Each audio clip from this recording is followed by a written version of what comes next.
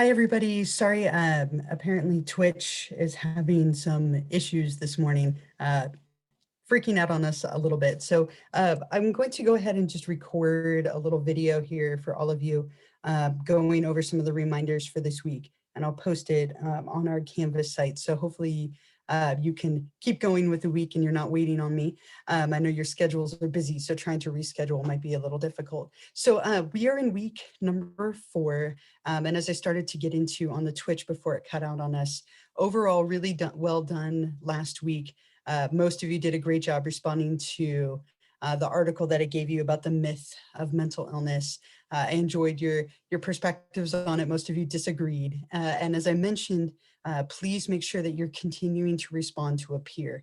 So several of you did not respond to a peer, and that's the number one reason that people are losing points on the discussion, that or just not quite giving me enough detail. So if you find that you are losing like a point or two, try to elaborate a little bit more in your responses, and hopefully that will get you all the way up to those 15 points. So again, we are through 3 weeks. The exciting thing is we have set the stage. We've talked about the history of mental illness. We have talked about the models, and we've talked about how to assess. And so finally now in week number 4, we are on anxiety disorders. And these are the disorders that are the most commonly struggled with of all of the disorders.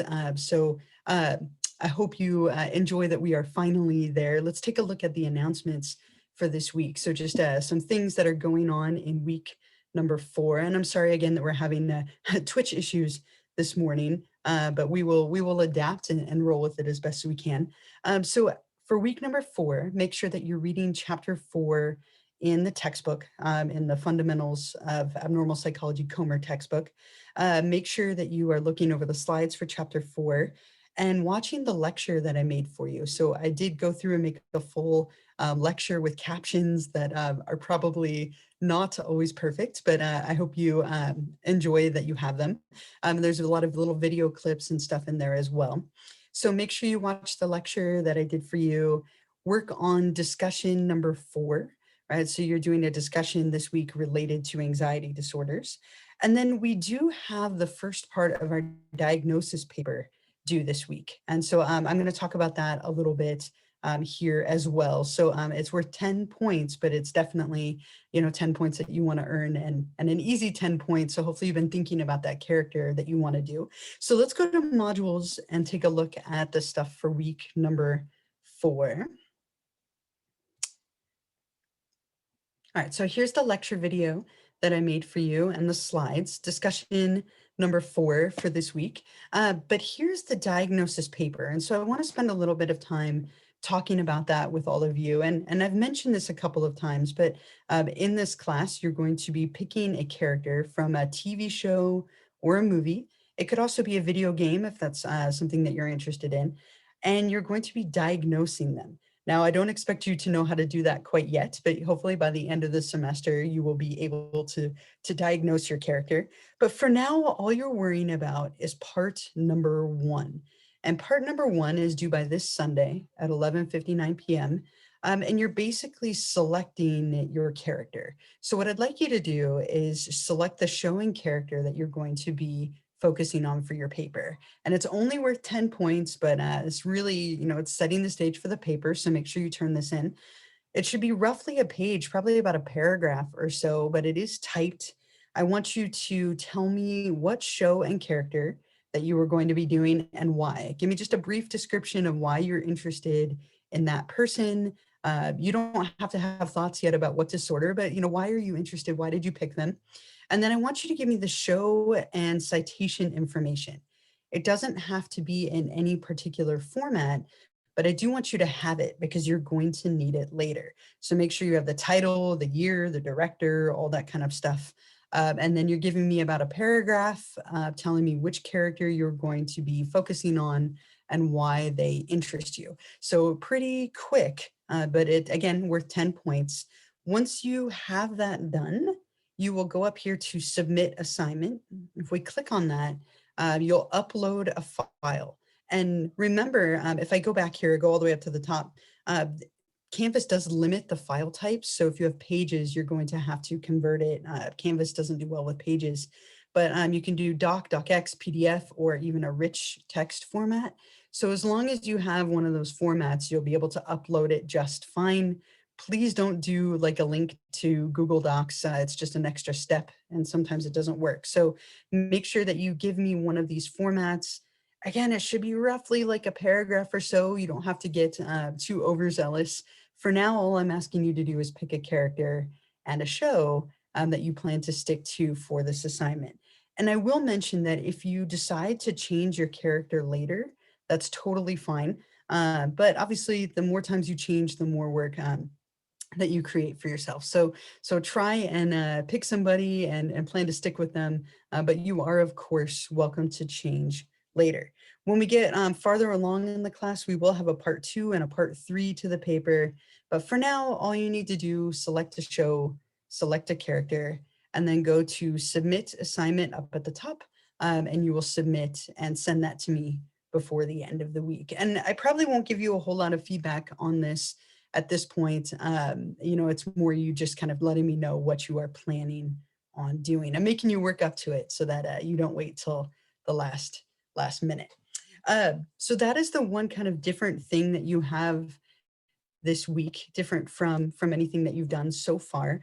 Otherwise, it's a pretty standard format for week number 4. Make sure that you read through the textbook, watch the lecture video that I made for you, do the discussion, and then I will give you the Twitch extra credit question. I'll give it to you on here. Obviously, if you didn't put your name in the chat this week, that totally doesn't matter. That's fine. Just make sure that you can answer the question on here. And it's directly related to the chapter lecture for this week. But I'm going to give you one more piece of information that I forgot to mention in there. And that's what's going to be your extra credit. So in chapter 4, we talked about anxiety disorders. And I wanted to give you a little caveat. Normally I would write this on the board. With every single disorder that we're going to cover, every disorder that we cover in this class, there are 2 criteria that every single disorder has to have. And I won't mention them every time, so I'm going to mention them once right now. And those 2 criteria are just kind of general things that we check off to make sure that there isn't something else explaining the disorder and that it's intense enough to be qualified as a disorder. So criteria 1. The first thing that every disorder has is it has to cause you significant distress and impairment. Significant distress and impairment means that it's interfering with your ability to carry on your daily functions. It's causing you stress. It's impairing your ability to go to work, to go to school, to function in your relationships. Disorders are only disorders if they interfere with your life or cause significant distress and impairment in some area of your functioning. So that's criteria 1, causes significant distress and impairment. Criteria number 2 is that it can't be caused by a general medical condition or the use of a substance. So if a disorder is the direct result of a general medical condition, then it's more of a medical issue than a psychological issue. And if it's the direct result of a substance or a medication, then we might qualify it as a substance abuse disorder. This gets a little tricky, and we'll talk about this more in chapter 10. But if somebody has depression because they've been abusing alcohol, they don't have depression, they have a substance-induced depression. So again, the second criteria is it can't be because of a general medical condition or the use of a substance. So if it has one of those 2 qualifiers, then we might have to view the disorder a little bit differently or look at it from more of a medical perspective. So those are the 2 criteria with every single disorder that are universally present. And so I probably won't mention them again just because I'm mentioning them now, but that will be your Twitch extra credit question for the week. What are the 2 criteria that every single disorder have in common? And again, they are the 2 that I just went over. So I would normally ask you if you have any questions, but you don't have any ability to respond to me to my video right now. So if you do have any questions at all, feel free to email me.